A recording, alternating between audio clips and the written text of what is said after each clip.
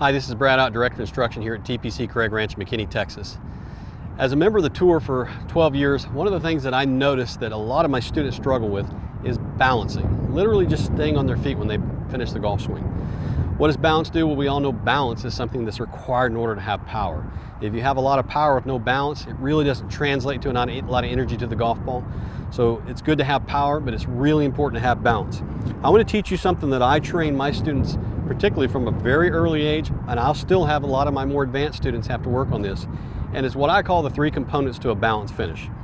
So what I'll encourage my students to do is once they hit a golf shot, once it's finished, I'll have them look at 3 components to their finish. Number 1 component is I like shaft on the base of the hairline, okay? Shaft on the base of the hairline.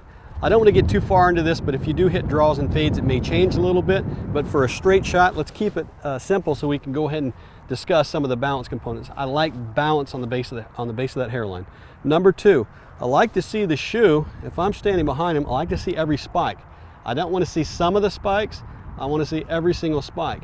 What that tells me is that the hips have transferred weight all the way to your left side. And that's really critical for a solid golf shot.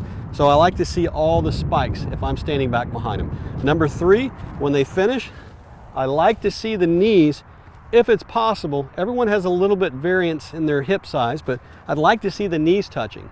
Some of the best players in the world touch their knees and some of them don't. Like I said, it depends on the width of your hips. If you have pretty wide hips, you may not be getting them quite to touch, but your goal is to try and, if you can't touch them, get them as close as possible. I don't like to see the knees apart because that tells me that hip rotation didn't quite finish. So next time you're out practicing and you want to work on your balance, be able to hit solid golf shots, think about those 3 components. When you finish, touch your shaft on your hairline, touch knees, and have that foot show the spikes to anyone back behind you who may be watching. If you do those 3 things, I think you're going to have a lot more balance in your golf swing, which should lead to more consistent golf shots.